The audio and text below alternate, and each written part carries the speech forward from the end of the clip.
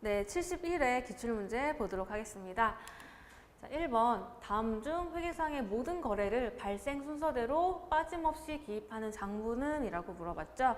자, 우리가 회계 순환 과정에서 가장 첫 번째 단계가 어떠한 거래를 우리가 발생을 하게 되면 그게 우리 회사의 자산 부채 자본 또는 비용 수익의 증감 변화를 가져온다라고 우리가 판단을 하면 그제서야 이제 우리가 분개를 하게 되는 거죠. 그래서 우리가 분개는 어디다 한다?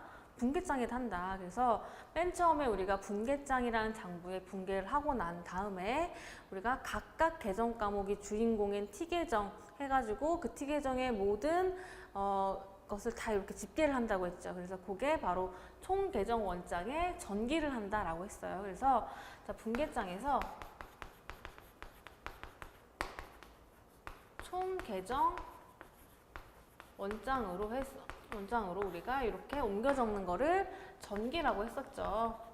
그래서 여기까지 했는데 우리가 가장 첫 번째 단계, 즉 일자별로 쭈루룩 거래를 사변은 뭐고 대변은 뭐고 해서 쭈루룩 다 기입한 것이 바로 분계장에다 분개를 하는 것이다 라고 했죠. 그래서 모든 거래를 발생 순서대로 즉 날짜별로 다 적는 것은 바로 분계장이라는 장부가 되겠습니다.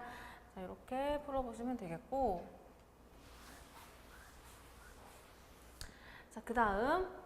자, 다음 거래의 결합 관계와 거래 종류를 올바르게 표시한 것은? 이라고 나와 있고요. 자, 지문 보시면 단기 차입금 15만 원을 현금으로 지급하다라고 되어 있죠. 자, 이걸 먼저 분개로 해볼게요. 자, 분개로 해보면 차변에 우리 단기 차입금이라는 부채가 감소하게 되겠죠. 차변에서 우리가 돈을 갚은 겁니다. 그렇죠? 그러면 대변에는 뭐가 와요? 현금으로 지급했다. 그래서 요건 뭐예요? 우리가 돈 빌린 거 갚은 거래죠. 그래서 이런 경우 어떤 종류가 나오냐. 자, 차변에 보시면 우리 단기 차입금이라는 부채가 감소했죠. 그래서 차변에는 부채 감소 이게 오는 거고, 자, 대변에는 현금이라는 자산이 감소했죠. 자, 여기까지는 알겠는데 요게 뭐냐라고 하시는 분들 계시죠. 자, 거래 종류? 자, 거래 종류는 여러분들 크게 세 가지가 있습니다. 세 가지가 있고요. 첫 번째 교환거래, 두 번째 손익거래, 그 다음 세 번째 혼합거래 이렇게 있는데, 이게 뭐냐면 우리가 지금 본 것처럼 자산부채 자본, 즉 자산부채 자본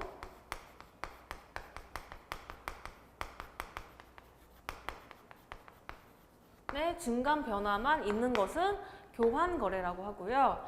그 다음에 우리가 수익이나 비용의 증감 변화가 있다라고 하는 경우에는 손익거래라고 표현을 하고, 이 두 가지가 합쳐졌다. 그러면 혼합거래라고 합니다. 그래서 여러분들 그냥 쉽게 생각하시면 우리가 수익이나 비용이 들어가면 무조건 손익거래고, 우리가 재무상태표 계정, 즉 자산부채 자본만 변동이 있다 그럼 교환거래, 그리고 그걸 합치면 혼합거래 이렇게 생각하시면 돼요. 그래서 요거는 이제 수익 비용이 발생한 거나 증가된 게 없죠. 그래서 이런 거는 교환거래가 되겠습니다. 그래서 정답은 3번 이렇게 자, 풀어주시면 되고요. 자, 3번 문제. 다음 설명에 해당하는 계정 과목은? 이라고 나와 있고요. 자, 당좌 예금 잔액의 범위를 초과하여 당좌 수표를 발행하여도 거래은행과 약정에 의한 일정한 한도까지는 우리가 거래은행이 부도 처리하지 않고 당좌 수표를 발행할 수 있도록 하는 것. 자, 우리 요거 비슷한 거 우리가 당좌 예금에 대해서 배울 때 본 적 있죠. 우리가 원래 잔액만큼만 우리가 당좌 수표를 발행을 할 수가 있는 게 원칙이지만 돈이 모자란다고 하더라도 은행에서 먼저 돈 지급하세요, 우리가 나중에 갚을게요 라고 하는 그런 것들을 뭐라고 한다? 당좌 차월이라고 한다라고 했죠. 그래서 이게 마이너스 통장 여러분들 혹시 아세요? 마이너스 통장 개념이라고 보시면 돼요. 그래서 우리가 통장이 있어도 통장에 잔액이 조금 모자라도 우리가 그거보다 좀 큰 금액을 쓴다라고 했을 때 그 모자란 금액만큼 마이너스 처리해서 그거를 우리가 나중에 갚을 수 있도록 그렇게 하는 것이 바로 당좌 차월이다라고 보시면 되고요. 정답은 3번이 되겠습니다. 자, 그 다음 4번 문제 볼게요. 다음 중 비유동자산이 아닌 것은? 이라고 나와 있죠. 자, 우리 비유동자산에 대해서는 크게 네 가지가 있다고 배웠고, 자, 먼저 첫 번째가 우리 투자자산이 있다고 했고요. 그 다음에 유형자산, 그리고 그 다음 무형자산, 그 다음에 나머지가 기타 비유동자산, 이렇게 네 가지가 있다고 했습니다. 자, 재고자산은 뭐예요? 재고자산은 우리 유동자산 중에 하나였죠? 그쵸? 그래서 정답은 4번 이렇게 되겠고요. 자, 그 다음 5번 볼게요. 다음 중 개인기업에서 자본금 계정의 차변에 기입되는 내용은 이라고 나와 있어요. 자, 우리가 개인기업은 일단 우리가 자본에 대해서는 자본금 계정 하나만 쓴다라고 나와 있고, 일단 자본금이라는 건 당연히 자산부채 자본 중에서 자본이죠. 자, 자본은 차변에 있는 애예요? 대변에 있는 애예요? 대변에 있는 애죠. 그래서 자, 증가하면 대변으로 증가하고 감소하면 차변으로 감소한다라고까지 했고, 자, 일단 우리가 이런 자본금에 대해서는 기초 자본에서 자, 플러스 되는 항목이 있고 마이너스 되는 항목이 있다고 했어요. 그래서 플러스 되는 건 일단 가장 대표적인 게 자, 당기 순이익. 자, 또는 손실이 났다. 그러면 마이너스가 되겠죠. 당기 순. 자, 우리가 이렇게 하지 말고 자, 만약에 마이너스가 났다. 그러면 당기 순 손실이 되겠죠. 자, 이게 가장 대표적인 플러스 마이너스 과목이고, 그 다음에 이제 우리가 추가로 자본금을 더 우리가 늘렸다 그러면 추가 출자다라고 표현을 하거든요. 이런 것도 자본금이 늘어나는 그러한 것들이고, 자, 그 다음에 이제 우리가 인출금 배웠었죠? 자본금을 인출했을 때 그런 경우에는 자본금이 줄어드는 그런 항목 중에 하나였습니다. 그래서 이런 것들이 있었다라고 보시면 되고, 자, 이런 것들을 플러스 마이너스 하고 나면 자, 기말 자본이 되겠죠? 자, 요거를 바탕으로 문제를 풀어볼게요. 자, 1번 전기 이월액. 자, 전기 이월액이라는 거는 우리가 자본은 대변에 있는 애죠. 자본금은 자본에 있는 애라서 대변에 있는 친구예요. 그래서 자, 기초가 대변에 오죠. 자기 원래 자리에 오는 것이 바로 기초고, 그 다음에 늘어나면 대변에서 늘어나고, 그 다음에 마이너스 되면 차변에서 마이너스 되고, 그 다음에 기말은 기초의 반대 계정에서 우리가 기말 금액이 나오게 되는 거죠. 그래서 전기 이월액이라는 건 곧 기초 금액이라는 거죠. 자, 요거는 차변이 아니고 대변에 기입이 된다. 자, 그 다음 두 번째, 원시 출자액이라고 되어 있죠. 원시 출자액이라는 거는 우리가 애초에 이 기업 설립할 때 돈 넣은 거, 즉 자본금이 그만큼 증가하는 그러한 항목이 되겠죠. 이것도 우리 대변에 기입이 되는 거죠. 자, 그 다음 추가 출자액도 이건 뭐예요? 이거죠. 추가 출자액. 우리가 계속 돈을 더 넣는 경우, 그런 경우에는 우리가 추가 출자액이라고 해서 이것도 증가되는 거래. 그래서 대변에 오는 것이고, 그 다음 기업주 인출액 이건 뭐예요? 마이너스 되는 항목이죠. 인출금. 즉 마이너스는 자기 자리가 아니고 남의 자리, 즉 차변에서 오게 되겠죠. 그래서 정답은 4번이 되겠습니다.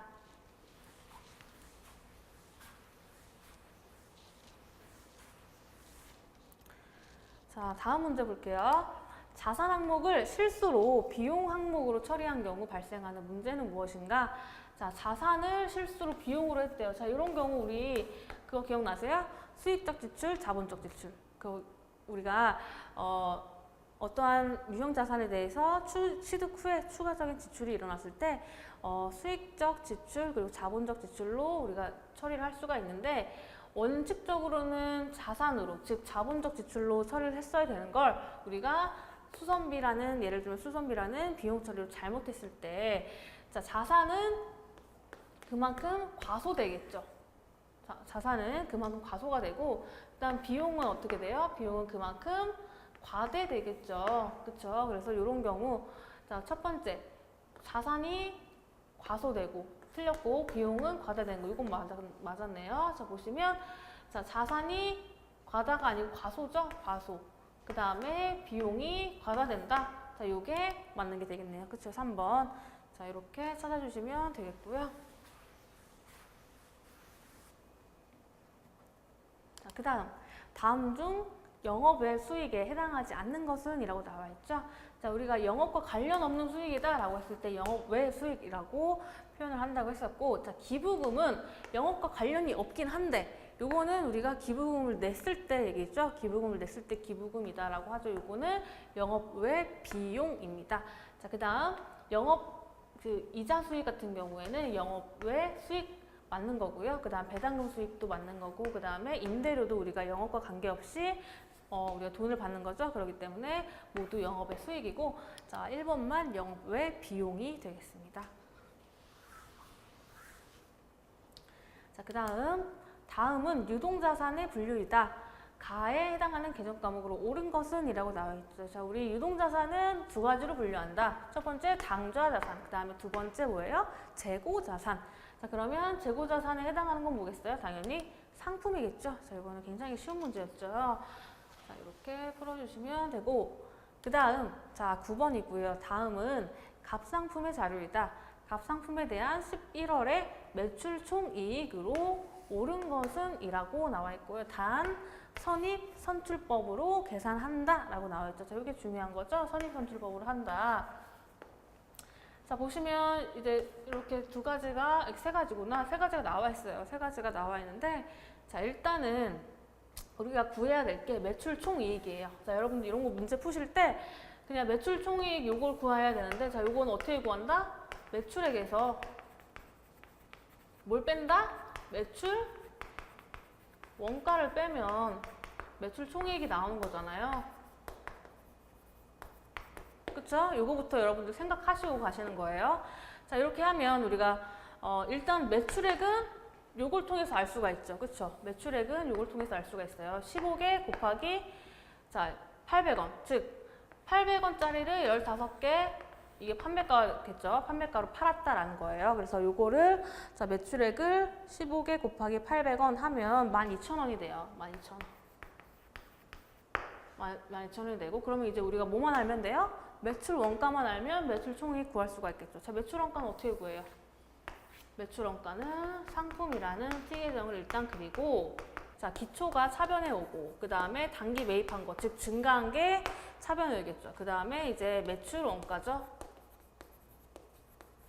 즉 팔린 거 차감된 게 매출 원가고, 그 다음에 기말 이렇게 해서 우리가 빈칸을 먼저 채워볼게요. 일단은 월초 재고액, 즉 이게 기초나 똑같은 말이죠. 자, 이게 10개가 500원짜리가 10개로 우리가 기초에 있었다라는 거죠. 그래서 기초 10개 그리고 한 개당 500원짜리 해가지고 총 얼마예요? 5,000원이 있었고, 그 다음에 이제 매입한 게 10개가 있었는데 지금 금액이 600원으로 한 개당 올랐죠? 그래서 한 개당 600원 하면 자, 총 6,000원이 이제 매입한 금액이 되겠죠?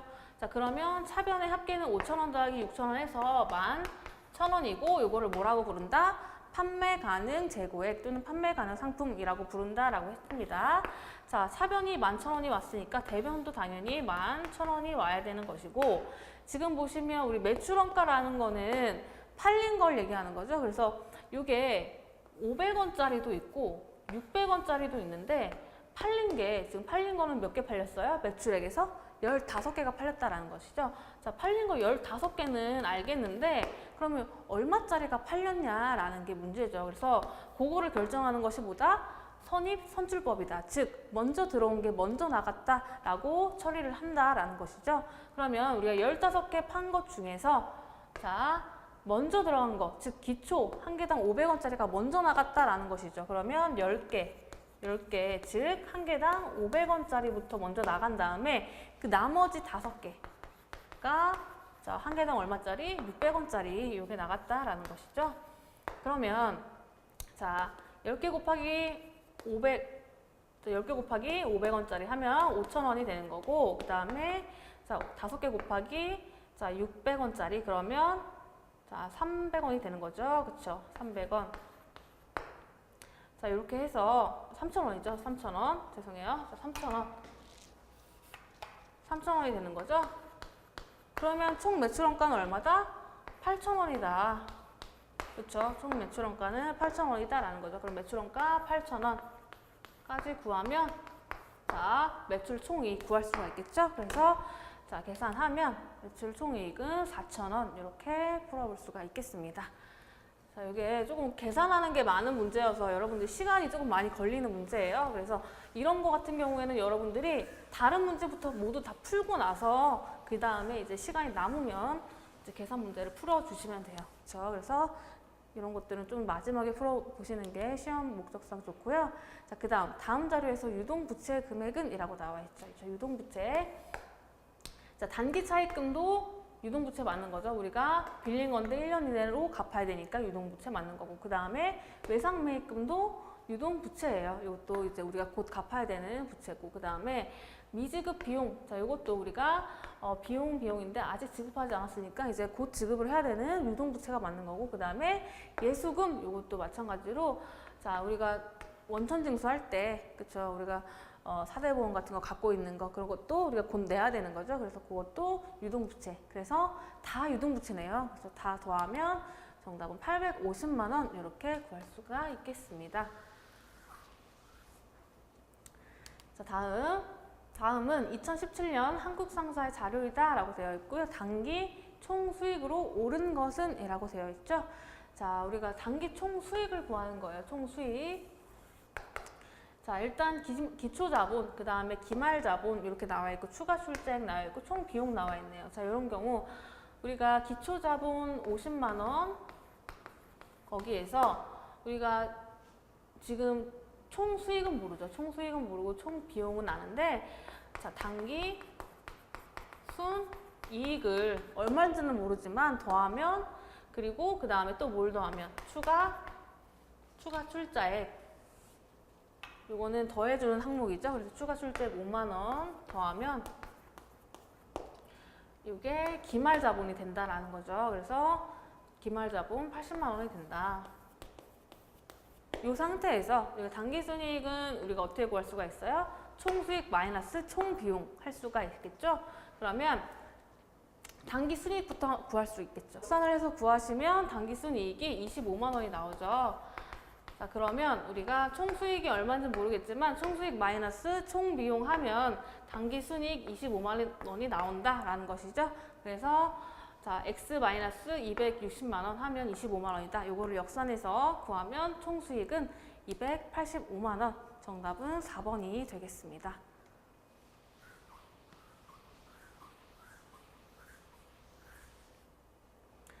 자, 다음 중 재고자산으로 분류되는 것은 이라고 나와 있고요. 자, 재고자산은 우리가 무슨 목적? 판매 목적으로 갖고 있는 자산이죠. 자, 1번 보시면 부동산 매매업자가 판매를 위해서 이거는 당연히 재고자산이 맞는 것이고 그 다음에 자, 사무실에서 사용하는 거래요. 사용하는 건 우리가 재고자산이 아니고 유형자산으로 처리를 한다고 했죠. 그래서 정답이 1번. 자, 우리가 판매를 위해서 우리가 사용하는 것, 즉 1번이 자, 재고자산이 맞겠습니다. 자, 이렇게 문제를 풀어주시면 되고 자, 그 다음 계정 기입에 대한 설명으로 가장 옳은 것은 이라고 나왔고요. 단, 반드시 아래에 표시된 계정만으로 판단할 것이라고 나와 있고 지금 T 계정이 나와 있죠. 외상 매출금이라는 계정의 주인공이고요. 자, 요거는 우리가 자산이죠. 자산이기 때문에 지금 대변의 금액 50만 원이 왔다라는 건 뭐예요? 지금 자산이 감소됐다라는 얘기죠. 자, 요거를 우리가 분계로 한번 나타낼게요. 분계로 나타내면 일단 자산이 대변에 왔으니까 외상 매출금이 대변에 와서 감소됐다 50만 원만큼 이라는 뜻이고 그 다음에 이제 요게 상대편 계정 과목이니까 현금 50만 원이 이렇게 차변에 오겠죠.